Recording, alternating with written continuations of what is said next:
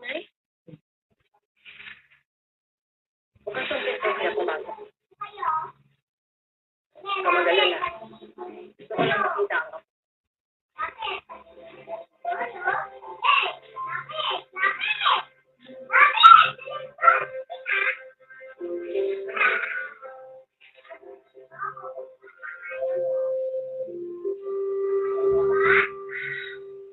Wala pa eh. Umaga sila ng gabi.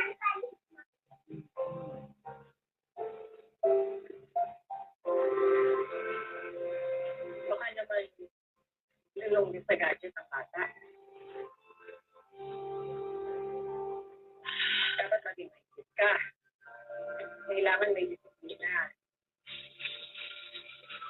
Hindi ko pinapansin sa paano naman ay yung pagdaanan niya ang sakit na dinanas sa mga kamay ko.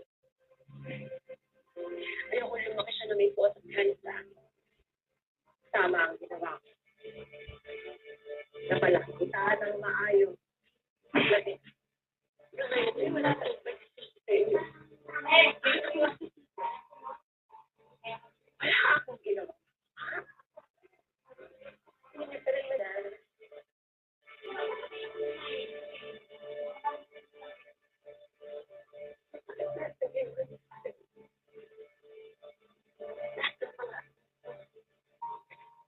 Mga bahay na ginawa niya. Kailangan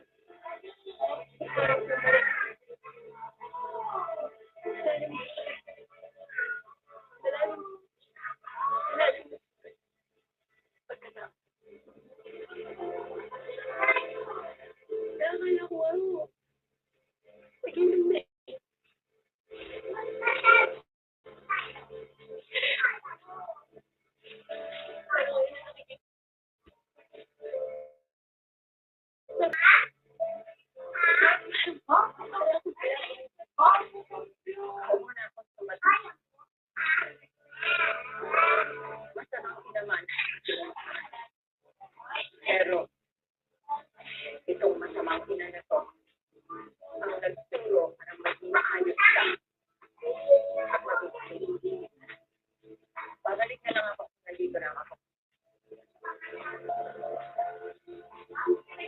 Kaya ko na pumunta kayo dito para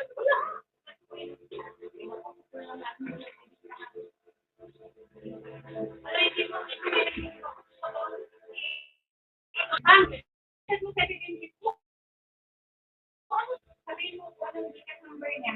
wala pa lang sa Sabihin mo ito ha. Sabihin mo. Hindi mo hawakan ng kilos niya. Pero walang kahawak. Balance yung lock ng bibigyan sa'yo. hindi ako nagtataka.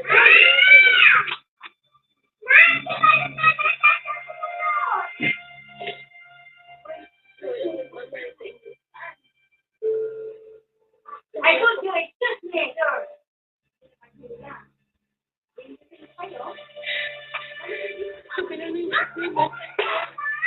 Sabi ko kayo.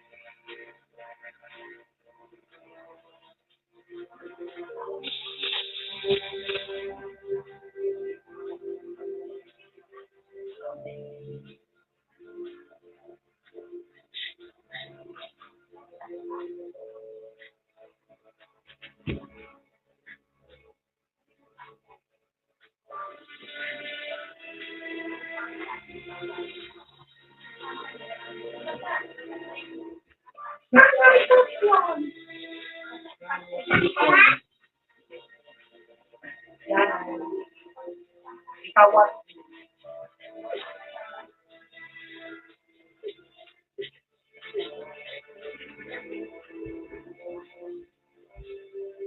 Kung magkaroon, ano lang sa pagkakataon? Kung magkakaisip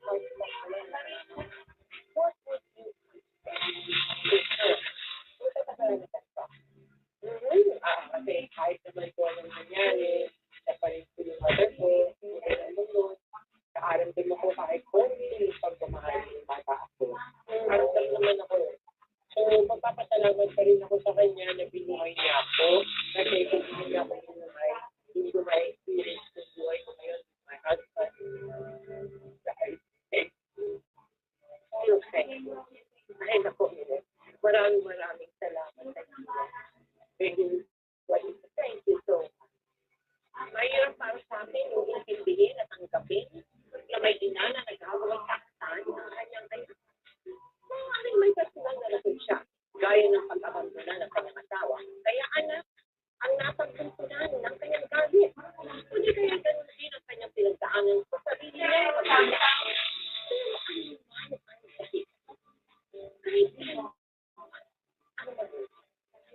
Wala tayong karapatan na abusuhin ng bata na bigyan sa ating at kung tayo man ay nagkakaanak sa kanya, sana tayo ay magpakumbaba at humingi ng tawad sa atin. Gaya ng pagpapatawad ng anak sa kanyang ina. Dahil magkakaroon tayo ng tunay na peace of mind kapag natutunan natin patawarin, hindi lamang yung mga taong nagkasala sa atin, kundi pati na No schedule. ating mga sarili. Ngayon, at magpakailanman.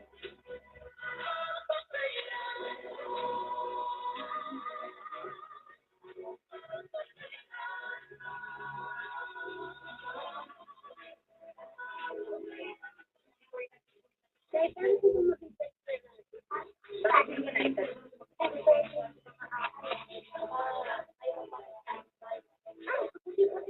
meron ko namin. Kaya ba siya nakagat? 5 araw.